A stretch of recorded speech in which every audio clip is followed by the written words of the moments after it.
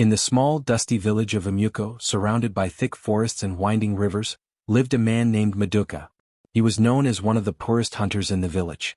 Unlike other hunters who returned from the forest with antelopes, bush meat, and even wild birds, Maduka often came back empty-handed.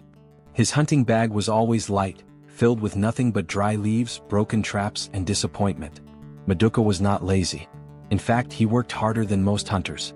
Every morning before the first cock crowed, he would grab his worn-out hunting spear, his old bow, and a few rusty arrows. His hunting dog, Obidi, a skinny creature with sad eyes, followed him faithfully into the thick, dark forest. But no matter how early he left or how far he walked, luck was never on his side. The animals always seemed to sense his presence from afar and disappeared before he could get close. Back in the village, life was not kind to Maduka. His small mud hut had cracks on the walls, the roof leaked whenever it rained, and he had little food to eat. His clothes were faded and torn, and his sandals had holes big enough for stones to enter. Maduka owed money to many people in the village. He borrowed to buy traps, arrows, and sometimes food, hoping that his next hunt would be successful enough to pay them back. But that day never came. Because of his poverty, the villagers laughed at him behind his back. The young men called him Maduka the Empty Hunter, and the children sang mocking songs whenever he passed by. Even the market women whispered jokes about him as they sold their goods. Maduka's heart was heavy with shame and frustration, but he never showed it. He simply tightened his old belt, wiped the sweat off his forehead, and carried on. At night, when the village grew quiet and the only sounds were the crickets singing and the distant hoot of owls, Maduka would sit outside his hut, staring at the moon. He thought about his life, his failures, and his deep desire to be more than just a poor, struggling hunter. Sometimes he clenched his fists and whispered, "Is this my fate? Will I always be a wretched man?" One day, after a particularly bad hunt where he didn't even catch a single rabbit, Maduka sat under a large tree in the forest, his face buried in his hands. His stomach growled with hunger, and his body ached from walking for hours without rest. He thought about his debts, the laughter of the villagers, and the shame that followed him like a shadow. His heart was filled with anger and desperation. "I cannot live like this anymore," he muttered to himself. "I must change my story even if it means risking my life." Maduka had heard stories about the forbidden part of the forest, a place where no hunter dared to go. The elders said it was cursed, filled with dark spirits and strange creatures. They warned that those who entered never returned. But Maduka was no longer afraid of death. In his mind, dying in the forest was better than living in shame. "What do I have to lose?" he thought bitterly. The next morning, before the sun had fully risen, Maduka prepared for his most dangerous hunt. He sharpened his spear until it gleamed in the faint light, tied his worn-out sandals tightly, and packed a small bag with a piece of dry yam and a gourd of water. He didn't tell anyone where he was going, not even his loyal dog Obidi, who watched him with confused eyes. Maduka's journey into the forbidden forest was unlike any hunt he had ever experienced. The trees were taller, their thick branches twisting like giant arms trying to grab him. The air felt heavier, filled with strange whispers carried by the wind. The deeper he went, the less light reached the ground.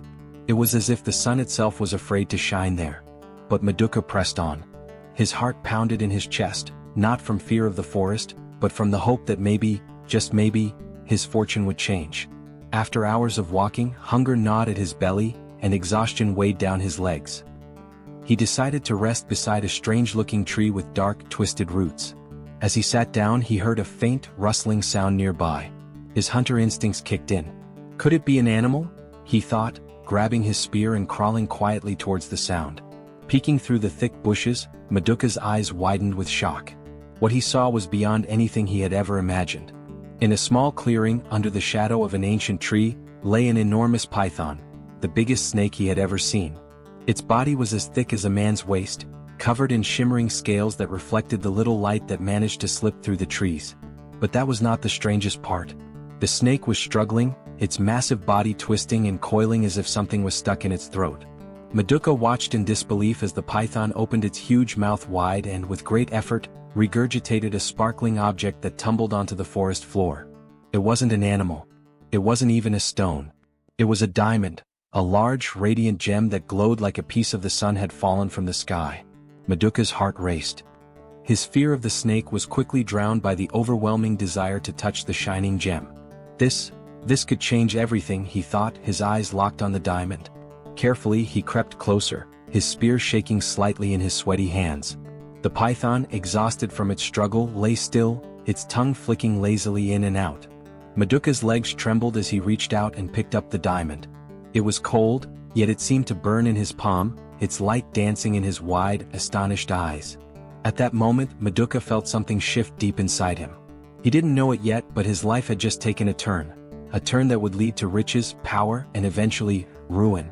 As he slipped the diamond into his bag and hurried out of the forbidden forest, Maduka didn't look back at the python. If he had, he might have seen the way the snake's glowing eyes followed him, not with anger, but with an ancient, knowing sadness. Little did Maduka know, he had just awakened a force greater than his desperation, a force that would soon teach him the true price of greed. Maduka's heart raced as he hurried through the dense forest, the precious diamond hidden securely in his hunting bag. The forest felt different now, not just because of the towering trees and eerie shadows, but because of the invisible weight pressing down on him. It wasn't fear of wild animals or spirits anymore. It was something else, something he couldn't explain. The diamond in his bag felt heavier than it should, as if it carried more than just its physical weight.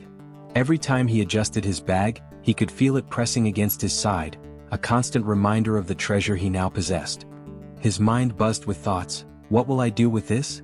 How much is it worth? Will it really change my life? By the time Maduka reached the outskirts of the forbidden forest, the sun was setting, casting long shadows across the land. The familiar sights of his village, Emuko, came into view, but they felt different now. The same mud huts, dusty pathways, and bustling market looked smaller, less important. He didn't go straight home. Instead, he slipped quietly into his small hut, his heart still pounding like the drums during the village festival. Inside, the air was thick and stale, but Maduka barely noticed. With trembling hands, he untied his hunting bag and carefully pulled out the diamond. It was even more beautiful in the dim light. The gem sparkled with colors he had never seen before, blues, greens, reds, and flashes of gold. It was as if the diamond held tiny pieces of the sky, the earth, and the sun all at once. Maduka turned it over in his hands, mesmerized. For the first time in his life he felt powerful. But with that feeling came fear. What if someone finds out, he thought. What if the villagers steal it? Or worse, what if the python comes looking for it? He quickly wrapped the diamond in an old cloth and buried it under the dusty floor of his hut. The next morning, Maduka woke up with a clear purpose. He would sell the diamond, but not in Emuko. The villagers here would never believe he found such a treasure, and rumors would spread too fast. Instead, he decided to travel to Onitsha, a large town known for its bustling markets and wealthy traders. Maduka's journey to Onitsha was filled with both excitement and anxiety. As he walked the dusty roads, he kept glancing over his shoulder, half expecting someone, or something, to follow him. The diamond was hidden deep in his bag, but it felt like it was burning a hole through the fabric. When he finally arrived in Onitsha, the town overwhelmed him. There were people everywhere, traders shouting about their goods, colorful fabrics fluttering in the wind, the rich smell of spices, and the clinking sounds of coins exchanging hands. Maduka felt small and out of place, but he had come with a mission. After asking around, he was directed to an old trader named Chief Uver, a man known for dealing in rare and valuable items. Chief Uver's shop was tucked away in a quiet corner of the market, filled with strange artifacts, beads, and jewelry from distant lands. The old man sat behind a carved wooden table, his sharp eyes studying Maduka as he entered. "What do you want, hunter?" Chief Uver's voice was rough, like stones grinding together. Maduka hesitated, then whispered, "I have something to sell. Something rare." Chief Uver raised an eyebrow but said nothing. Maduka glanced around to make sure no one was watching, then carefully unwrapped the cloth from his bag. When the diamond hit the light, it lit up the small room, casting rainbow reflections on the walls. The old trader's eyes widened, but only for a brief moment before he masked his surprise with a calm, serious expression. He picked up the diamond, turning it over in his wrinkled hands, examining it closely. "Where did you get this?" Chief Uver asked quietly, his voice now softer. Maduka swallowed hard. "I found it in the forest," he replied, avoiding the details. Chief Uver nodded slowly as if he knew there was more to the story but didn't press further. After a long pause, he finally said, "This is no ordinary stone. It's worth more than you can imagine." Maduka's heart raced. "How much will you pay for it?" he asked. Chief Uver leaned back, stroking his gray beard. "Enough to change your life." The trader offered Maduka a sum that made his head spin. More money than he had ever seen, enough to build houses, buy land, and never worry about food again. Maduka agreed without hesitation. He didn't even bother to negotiate. All he wanted was to get rid of the diamond and secure his fortune. When Maduka left Onitsha, his bag was heavier, not with the weight of the diamond but with bundles of money wrapped in thick cloth. His mind raced with dreams of the life he could now afford. No more hunger, no more debts, no more mockery, he thought. I am a new man. Back in Umyuko, Maduka's return caused a stir. He was dressed in fine clothes, his sandals new and strong and his pockets full of coins. He paid off all his debts in a single day, shocking those who thought he would die a poor man. He bought land, built a large compound with strong walls and a shiny zinc roof, the first of its kind in the village. He even hired young men to work for him, treating them like servants. The same villagers who once mocked him now praised him. They called him Maduka the Fortunate and invited him to every gathering. The women who once ignored him now smiled brightly whenever he passed, hoping to catch his attention. But despite all the admiration, whispers followed him. People were curious. How did a poor hunter become rich overnight? Some believed he found treasure. Others thought he had discovered a secret hunting ground. And there were those who suspected dark magic, claiming he had made a deal with spirits from the forbidden forest. Maduka ignored the rumors. His heart was full of pride and satisfaction. But deep inside, hidden beneath all his wealth and success, was a growing hunger, a voice that whispered, "There's more." Where that came from? At night, when the village was asleep, Maduka often found himself staring at the dark forest in the distance.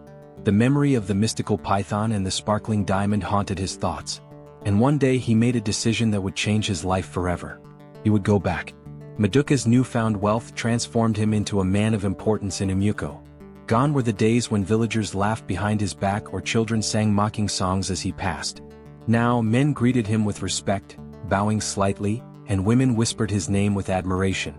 His once crumbling mud hut was replaced by a grand house made of strong red bricks, with a shiny zinc roof that gleamed under the sun. But despite the fine clothes he wore, the gold ornaments he displayed, and the servants who rushed to meet his every need, Maduka's heart remained restless.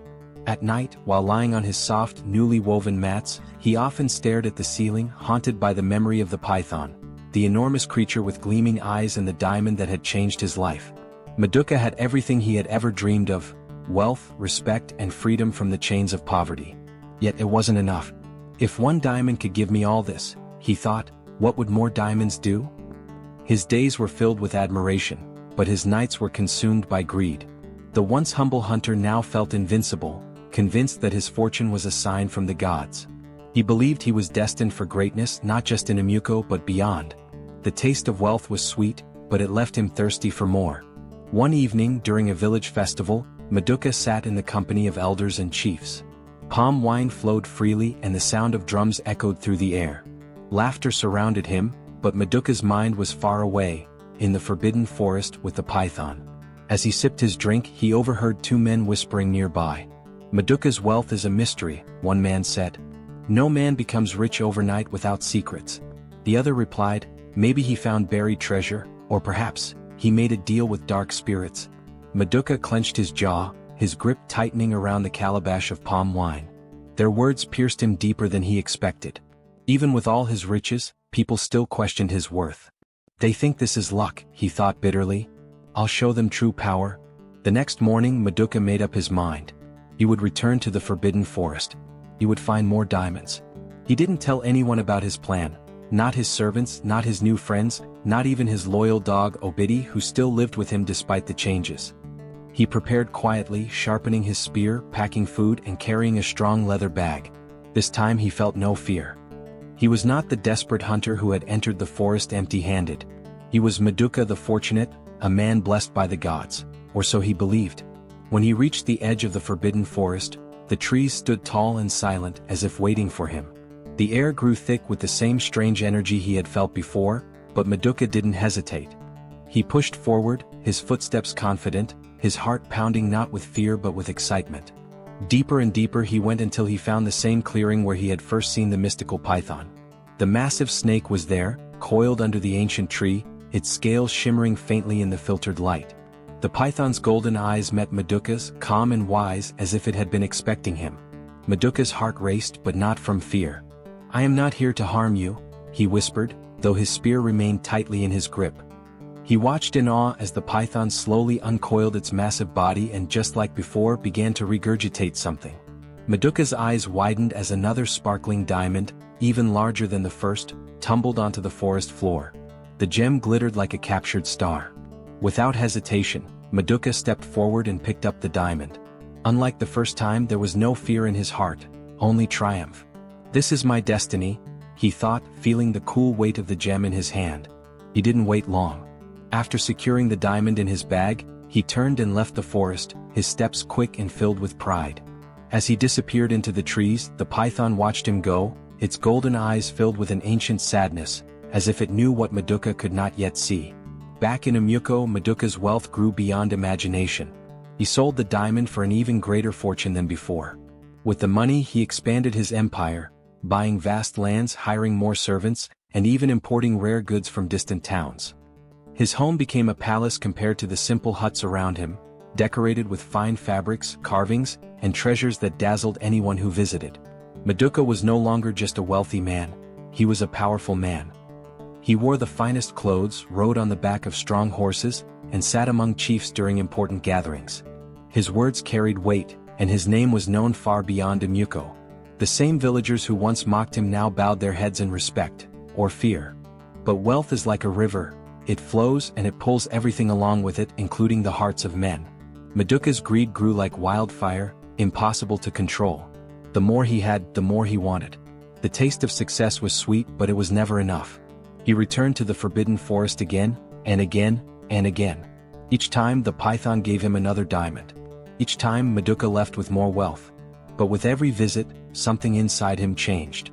His heart grew colder, his hunger deeper, and his soul darker. He stopped hunting altogether. The spear that had once been his tool for survival now rested as nothing more than decoration. Maduka no longer valued hard work because he believed he had found a shortcut to greatness. He surrounded himself with people who praised him, but none of them truly knew him. Not the man he had been, not the man he was becoming. Eventually, Maduka's wealth caught the attention of the village's most powerful family, the family of Chief Ease, the ruler of Umuko.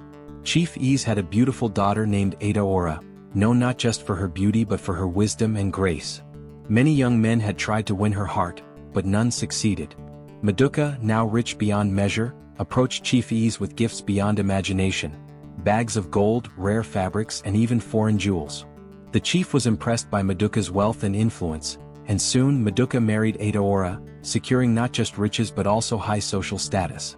The village buzzed with stories of Maduka's rise.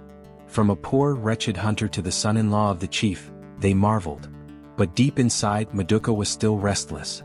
His nights were haunted by dreams, dark, strange dreams filled with the image of the python, its golden eyes staring into his soul. He often woke up in cold sweats, but he shrugged it off. "I am in control," he told himself. "This is my fortune, my destiny." Yet, the whisper of greed never left him. The more he had, the more he craved. And soon, Maduka would learn that when you take too much from the forest always takes something back.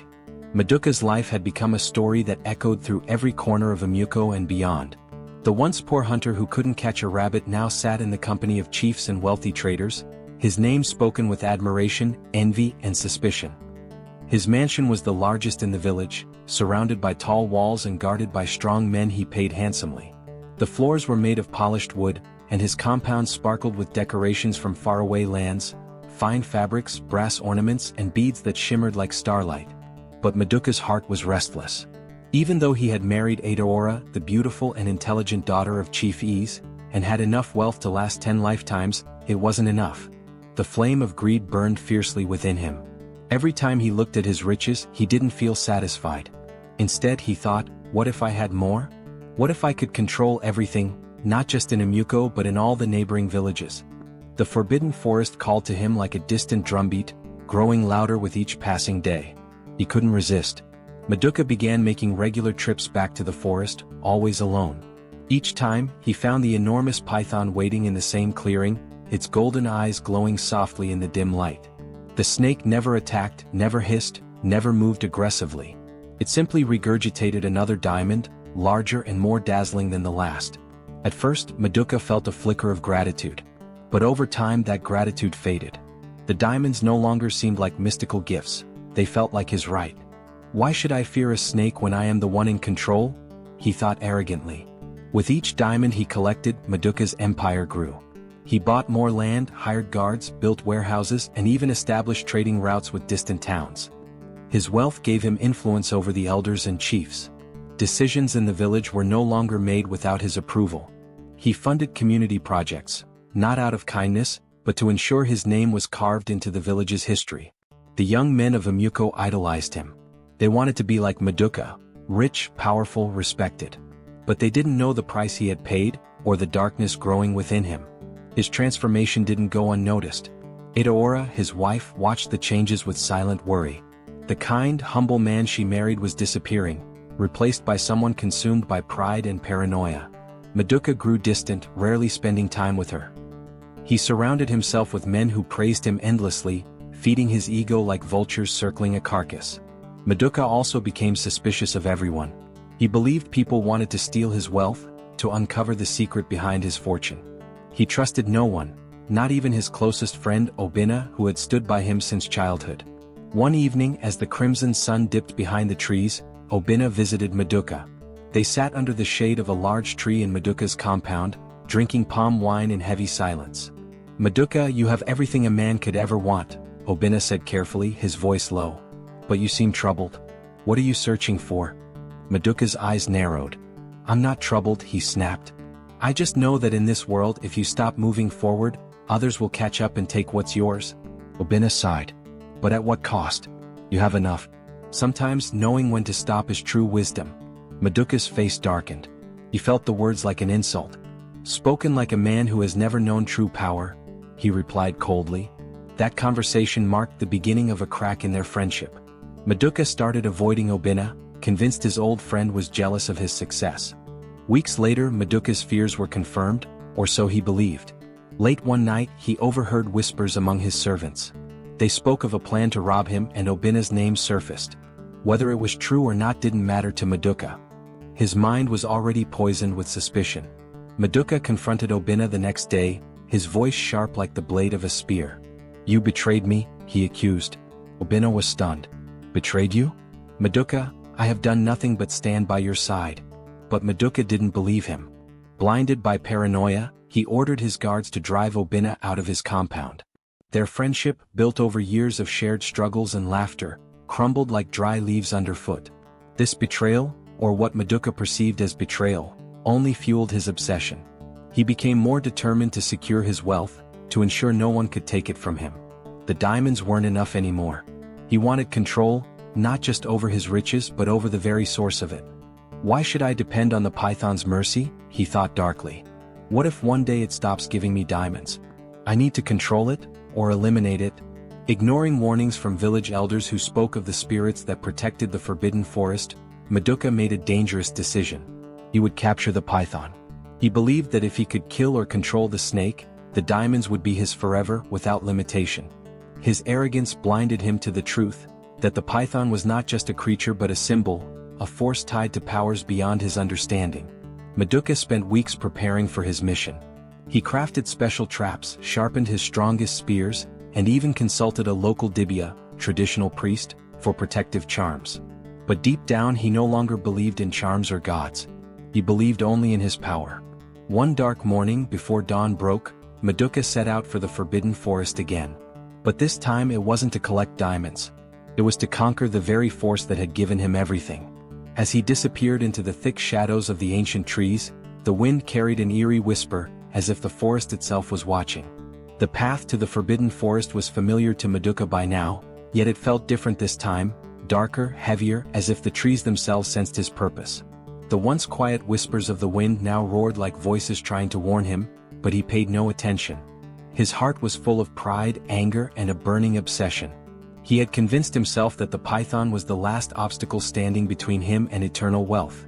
"Why should I beg a snake for diamonds when I can control it? I am Maduka the Fortunate," he thought arrogantly, gripping his spear tightly. Maduka had prepared carefully for this day. He carried not just his spear but sharp knives, ropes, and traps he believed were strong enough to capture even the largest beast. His leather bag was filled with charms and protective herbs given to him by a local dibia, though he had little faith in their power. "It's not magic I need," It's courage and strength, he told himself. As he moved deeper into the forest, the shadows grew longer and the air turned colder. The birds were silent, and not even the rustling of small animals could be heard. The forest felt like it was holding its breath, watching him with unseen eyes. After hours of walking, Maduka finally reached the familiar clearing where he had met the python many times before. There, under the twisted branches of the ancient tree, lay the enormous creature, its scales glinting faintly even in the dim light. Its golden eyes met his, calm and unafraid, as if it knew exactly why he had come. For a moment, Maduka hesitated. The python's gaze was not threatening, it was ancient, wise, almost sad. But his obsession drowned any flicker of doubt. He raised his spear and stepped forward. "You've served your purpose," he muttered under his breath. "Now I will control my own destiny." He lunged. The spear struck the python's thick body, but instead of hissing or striking back, the creature did something unexpected. It recoiled slightly, then fixed its glowing eyes on Maduka. Its mouth opened, not to bite but as if to speak, though no words came. Instead, a strange low hiss filled the air, vibrating through Maduka's bones. Suddenly, Maduka felt a wave of dizziness. His vision blurred, and the forest seemed to twist and spin around him. He stumbled backward, dropping his spear. The python slowly slithered closer, not in aggression but with a calm, terrifying grace. Then the creature spoke, not with words, but with a voice that echoed directly inside Maduka's mind. "Greed has blinded you, Maduka." Maduka fell to his knees, clutching his head. The voice was everywhere, inside him, around him, part of the very air he breathed. "I gave you fortune not because you deserved it but because I pitied you. Yet you return not with gratitude but with hunger for more. You have broken the sacred balance." Maduka tried to scream but no sound came out. His mouth moved, but his voice was lost in the overwhelming power of the python's presence. The python didn't attack. It didn't need to. Instead it cursed him. Its golden eyes flashed brightly, and Maduka felt a sharp pain shoot through his chest, as if something inside him had snapped. His vision darkened and he collapsed onto the forest floor, unconscious. When Maduka woke up, the forest was silent again. The python was gone and the clearing was empty. His body felt weak, his head pounding with a dull ache. Slowly he got up, gathered his belongings and stumbled back toward the village, confused but alive. But something was wrong. When he reached Emuko, the villagers stared at him with wide, shocked eyes. Some whispered, some laughed cruelly, while others turned away as if they couldn't bear to look at him. Maduka didn't understand, until he reached his grand mansion. His beautiful house, the symbol of his success, was falling apart. The walls were cracked, the roof had caved in and his servants were gone. His treasures, once displayed proudly, were nothing but piles of worthless stones and rotting fabrics. Panicked, Maduka rushed to where he kept his diamonds. He dug frantically, his fingers bleeding as he clawed at the dirt. But there were no diamonds. Instead, all he found were pieces of black coal, cold and dusty in his trembling hands. Maduka's heart sank. His wealth, everything he had built, everything he had fought for, had vanished overnight. His lands were gone, his riches turned to dust. The people who once praised him now laughed behind his back, calling him Maduka the Cursed. His wife Adaora left him, unable to live with a man consumed by darkness. Even Obidi, his loyal dog, disappeared, as if sensing the curse that now followed Maduka like a shadow. Days turned into weeks, and Maduka wandered the village, a broken man. His fine clothes were replaced by rags. His strong, proud posture was now hunched with shame. The villagers mocked him openly, children throwing stones as he passed. But the worst part wasn't the poverty or the laughter. It was the emptiness. Maduka had nothing left, not his wealth, not his friends, not his family. Only the memories of what he had lost and the terrible voice of the python echoing in his mind. "Greed has blinded you, Maduka." Now he understood. But it was too late. Maduka wandered the dusty paths of Emuko, a shadow of the man he once was. The villagers no longer bowed in respect. They laughed, pointed fingers and whispered curses behind his back. His name, once spoken with awe, was now a tale mothers used to warn their children. Don't be like Maduka, the man who tried to outsmart the spirits. His mansion, now nothing more than a crumbling ruin overtaken by weeds, stood as a painful reminder of his fall from grace. The grand gates that once welcomed guests of honor were rusted and broken, creaking under the harsh village winds. Even the birds seemed to avoid the place, as if sensing the curse that lingered in the air. Maduka's heart was filled with rage and bitterness. "Why me?" he often muttered under his breath. I did nothing wrong. I only wanted to live a better life. But deep down, beneath the layers of pride and denial, he knew the truth. His greed had led him here. His obsession with wealth had blinded him to the simple joys of life, the friendships he lost and the lessons he ignored. Yet instead of seeking peace, Maduka's heart grew darker. He was not ready to accept defeat. His mind clung to one dangerous thought, a thought that consumed him day and night. I will return to the forest. I will kill the python. I will take back what is mine. It wasn't just about the diamonds anymore. It was about power, control, revenge. Maduka believed that if he could destroy the source of his curse, he could reclaim his fortune. His arrogance, the very flaw that had led to his downfall, still burned brightly within him. One stormy evening, as thunder rumbled in the distance and lightning cracked across the sky, Maduka prepared for his final journey. He gathered what little he had left, a rusty spear, a torn bag and an old dagger. His once strong body was frail, his hands shaky, but his determination was unbroken. As he stood at the edge of the forbidden forest, the wind howled like a warning. The trees, tall and twisted, seemed to lean toward him, their branches clawing at the sky. But Maduka didn't hesitate. "This is my destiny," he whispered, stepping into the darkness. The forest welcomed him with an eerie silence. The deeper he went, the heavier the air became, as if the very ground carried the weight of his past sins. The shadows grew thicker, and strange shapes danced in the corner of his eyes, phantoms of his regrets, perhaps, or spirits watching silently. After hours of walking, he reached the familiar clearing where he had met the python countless times. The ancient tree still stood tall, its roots twisted like the veins of the earth itself. And there, coiled under its shadow, was the python. The creature's scales shimmered faintly, reflecting the dim light that pierced through the thick canopy above. Its golden eyes glowed, filled not with malice, but with something far more unsettling: understanding. Maduka gripped his spear tightly, his knuckles white with tension. His heart pounded, but it wasn't fear. It was rage. "You cursed me," he shouted, his voice echoing through the forest. "You ruined my life." The python didn't move. It simply watched, its gaze steady and calm as if it had heard these words before. Maduka charged, his spear raised high. He screamed, a raw, desperate cry filled with years of pain, regret, and fury. But as he lunged, the python did something unexpected. It didn't fight back. Instead, it spoke, not with words from its mouth, but with a voice that echoed inside Maduka's mind, just as it had the day of the curse. "I did not curse you, Maduka. Your greed did." Maduka hesitated for a split second, but his rage was too strong. He drove the spear forward, aiming for the heart of the creature. The spear never landed. In an instant, Maduka's body froze. His limbs stiffened, his breath caught in his throat, and his vision blurred. The python's eyes glowed brighter, not with anger but with a deep, ancient sadness. Maduka collapsed to his knees, gasping for air. His spear fell from his hands, forgotten. The voice spoke again, softer this time. "You were given a gift, not to hoard but to learn. But you chose greed. You chose pride. You chose destruction." Maduka's eyes filled with tears. Not tears of sadness, but of realization. He finally understood. His wealth was never meant to define him. It was meant to teach him. But he had failed the lesson. "Please," he croaked, his voice barely a whisper. "Forgive me." But forgiveness wasn't enough. Some mistakes carve scars too deep to heal. The python slithered closer, its massive form towering over Maduka's frail body. It didn't strike. It didn't need to. The curse was already complete. Maduka's body began to change. His skin grew rough and cold, his muscles stiff and unresponsive.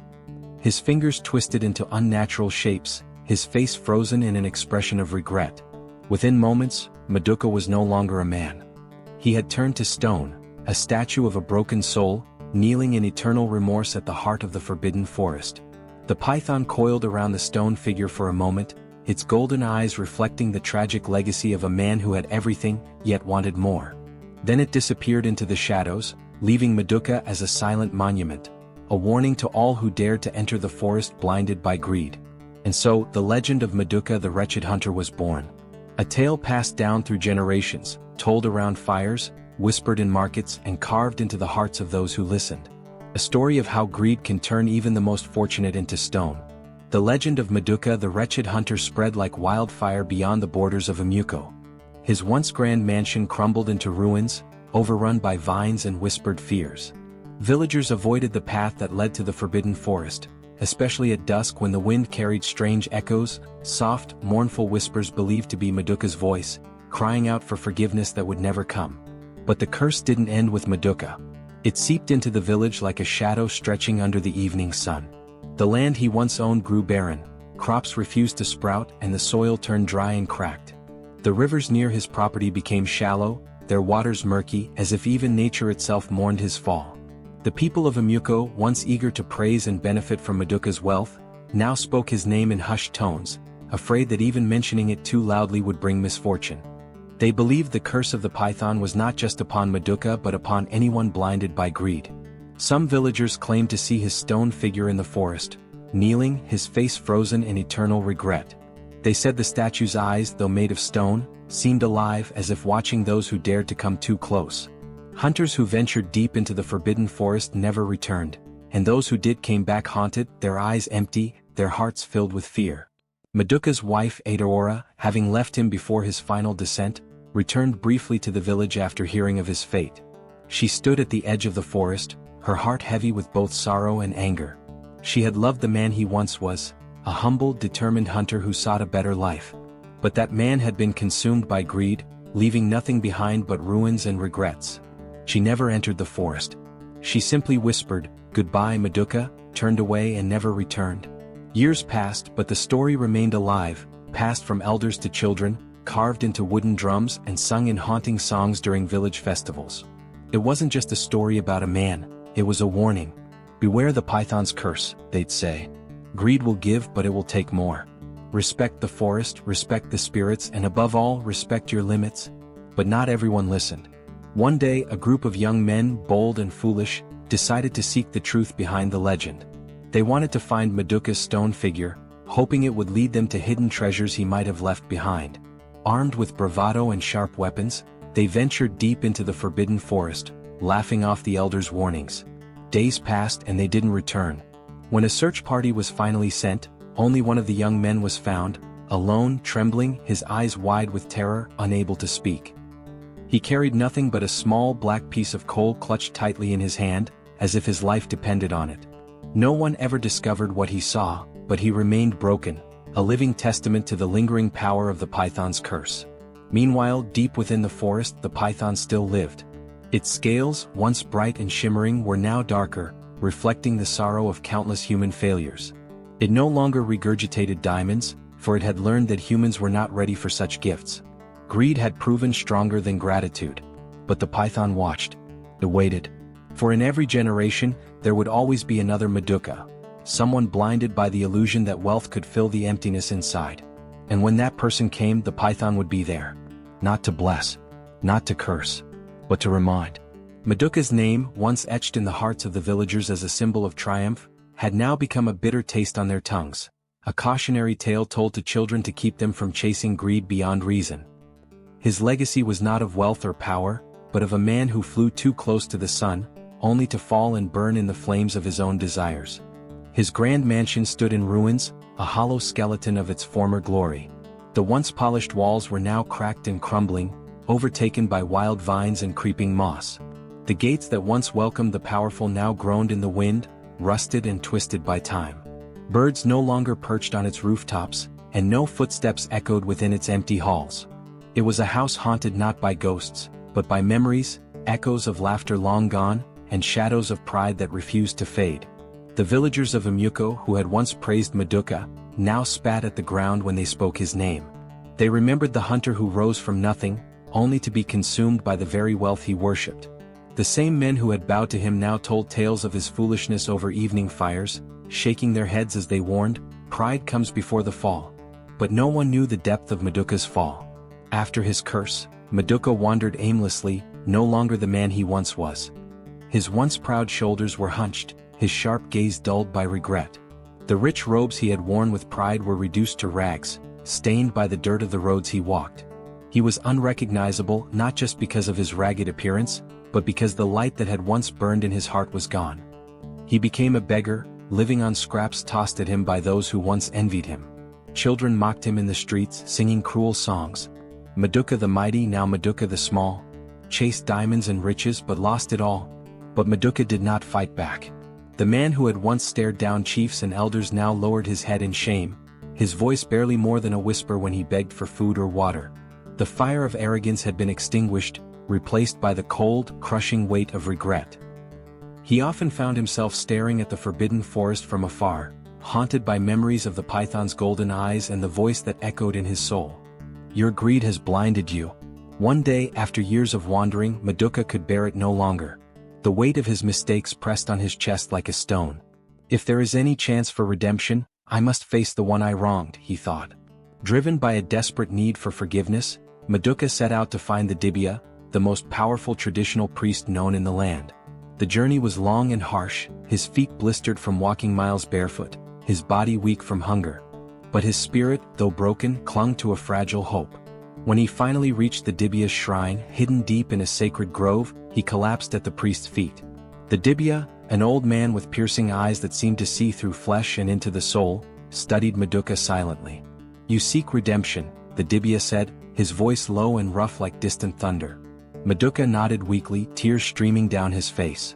"Please, tell me how to break this curse." The Dibia's gaze grew colder. "You seek to undo the consequences of your choices with mere words? Redemption is not given. It is earned," Maduka begged, his voice hoarse. "I will do anything." The Dibia finally spoke of a painful sacrifice. "Return to the forest.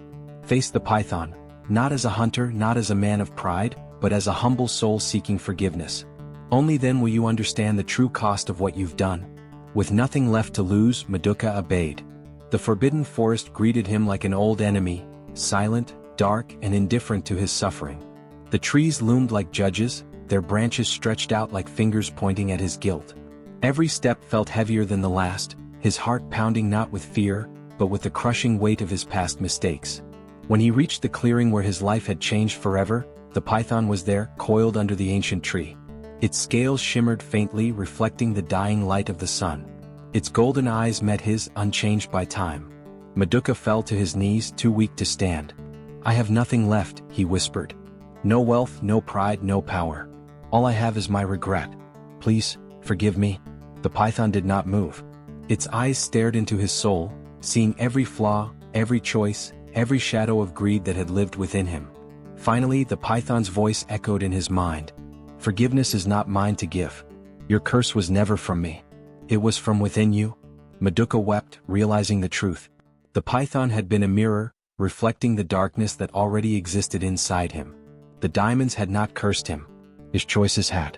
As tears mixed with the dust beneath him, Maduka's body grew weaker. His breathing slowed.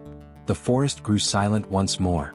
And then, without fanfare, without spectacle, Maduka slipped into eternal rest, cradled not by riches, but by the earth he had taken for granted. His body was never found. Some say the forest swallowed him whole, his soul becoming part of the very land he had disrespected. Others claim the python carried his spirit to the other side, leaving behind only his story. But in Amuko, his legacy remained, not as a tale of wealth, but as a lesson carved deep into the hearts of those who listened. Greed can build empires, but it will always demand payment. And the price is never what you expect. Though Maduka's body was never found, his story echoed across villages far beyond Amuko, growing into a legend that carried both fear and wisdom. His tragic fall was retold by fireside storytellers, with each version adding new lessons to caution the hearts of the ambitious and the greedy. But for Maduka, the story was not over, not in the hearts of those he left behind, nor in the silent whispers of the forbidden forest. Years after Maduka's disappearance, rumors spread of a lone wanderer, a frail man with hollow eyes moving from village to village, seeking something no wealth could buy, forgiveness. Some claimed they had seen him, dressed in tattered rags, speaking to trees, rivers, and even shadows. His face, once proud and strong, was now marked by time, sorrow, and regret. To many he was just another madman lost to the world, but to the wise he was a soul trying to outrun the weight of his own sins. But Maduka wasn't mad. He was a man haunted by the echoes of his past, desperately searching for peace in a world where his name had become a curse. Eventually his path led him back to where it all began, the sacred grove of the Dibia. The priest, older now but still sharp-eyed, welcomed him without surprise. It was as if he had been expecting Maduka all along. Maduka fell to his knees, his voice trembling. "I have nothing left. My wealth is gone. My name is cursed. I am empty. The Dibia studied him for a long moment, then spoke softly. You have walked the path of pride and the road of regret. Now you stand at the crossroad of redemption. Maduka's eyes, dull with years of suffering, flickered with a faint spark of hope. Tell me what to do, he whispered. The Dibia pointed toward the forbidden forest, his voice like the wind rustling through dry leaves. The forest holds your answers. But redemption is not a treasure to be found. It is a journey to be earned. Maduka knew what he had to do. With nothing but a simple walking stick, he entered the forbidden forest one final time. The towering trees welcomed him like silent witnesses, their shadows long and unforgiving. But this time he felt no fear. He had nothing left to lose, except the hope of healing his soul. The journey was harsh. Days turned into nights, and Maduka battled hunger, thirst, and exhaustion. But he pressed on, driven by a force stronger than greed, the desperate need to be free from the chains of his past. Eventually he reached the ancient clearing, the place where his life had changed forever. The massive tree stood as it always had, its roots like fingers gripping the earth. And there, coiled beneath it, was the python.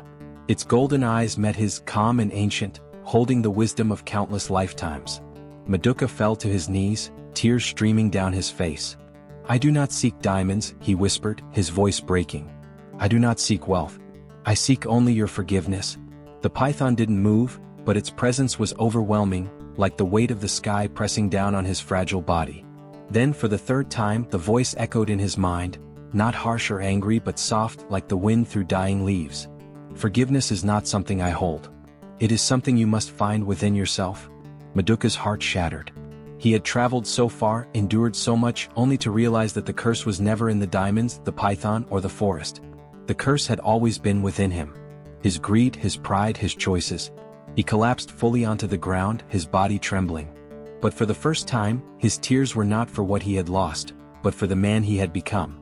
He lay there for hours, maybe days, surrendering everything, his regrets, his shame, his pain, to the earth. And in that surrender he found something he never expected. Peace. Not the peace of wealth or power, but the peace that comes from accepting the truth, from letting go of the past, and from forgiving oneself. When Maduka's body was finally found, his face serene, his hands resting gently over his chest, it was clear he had not died a cursed man. He had died free. The villagers of Amuko, upon hearing the news, carried his body back with solemn respect.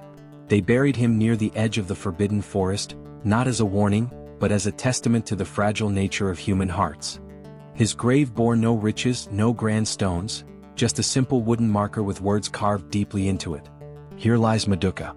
A man who sought wealth, found ruin, and discovered redemption. And for generations to come, his story lived on, not just as a tale of greed and downfall but as a story of hope. Because no matter how far you fall, the path to redemption is never lost. You just have to find the courage to walk it. Long after Maduka's body was laid to rest at the edge of the forbidden forest, his story continued to echo through the heart of Amuko and beyond. It wasn't just a tale of a hunter who rose from rags to riches and fell into ruin. It had grown into something more, a legend woven into the very fabric of the land, a story passed down through generations as both a warning and a lesson. Maduka's grave became a quiet place of reflection. There were no grand monuments, only a simple wooden marker with the words, "Here lies Maduka." A man who sought wealth, found ruin, and discovered redemption. The villagers who once mocked him now spoke of him with a mix of sadness and respect. His name, once cursed, was now a symbol of the fragile balance between human ambition and humility.